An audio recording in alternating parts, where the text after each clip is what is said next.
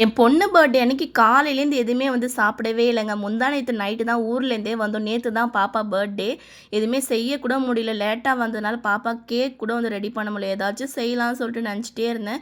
எதுவுமே பண்ண முடியல. சரி வெளியில சாப்பிட்டுட்டு அவங்கள எங்கேயாச்சும் அந்த கேம்லாம் விளையாடுவாங்க இல்லையா, அங்கே கூட்டிட்டு போகலான்னு சொல்லிட்டு ஒரு ஐடியா இருந்துச்சு. 11 மணிக்கெலாம் வந்து சாப்பிட்டுட்டோம். சாப்பாடு ஒரு பிளேட் வாங்கி ஆளுக்கு கொஞ்சம் கொஞ்சம் சாப்பிட்டாச்சு. நான் எப்பயுமே சொந்த பந்தத்துக்கு சாப்பாடு செஞ்சு குடுக்கணும், சாப்பாடு செஞ்சு போடணும்னு நினைக்கவே மாட்டாங்க. ஏன்னா அவங்க வாழ்த்துறது எனக்கு தான் தெரியும். அதுக்கு பதில் வெளியில இருக்கவங்களுக்கு சாப்பாடு திருப்தியா வாங்கி குடுத்தாலே போதும். அவங்களோட பிளெஸ்ஸிங்ஸ் எப்பயுமே என் பொண்ணுக்கு கிடைக்கும்னு சொல்லிட்டு, எப்போ என் பொண்ணு மாசமானதுலேருந்தே வெளியில இருக்கவங்களுக்கு தான் இப்போ வரைக்குமே நான் வாங்கி குடுத்துட்டுருக்கேன். மிஞ்சி போனா என் பாப்பா பர்த்டேக்கு கொஞ்சம் பேர் வந்து விஷ் பண்ணுவாங்க. ஆனா இவ்ளோ பேர் விஷ் பண்ணுவாங்கன்னு நான் நினைக்க கூட இல்ல. நான் வாட்ஸ்அப் தொறந்தது என் பொறந்த நாளோட என் பொண்ணுக்கு அவ்ளோ பேர் வந்து பிளெஸ் பண்ணியிருந்தீங்க.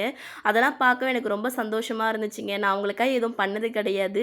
ஒரு வாழ்த்துன்றது எவ்ளோ பெருசு. அது என் பொண்ணுக்காக நீங்க குடுத்துருந்தீங்க இல்லையா? அத பார்க்கவே எனக்கு ரொம்ப சந்தோஷமா இருந்துச்சு. ரொம்ப நன்றி.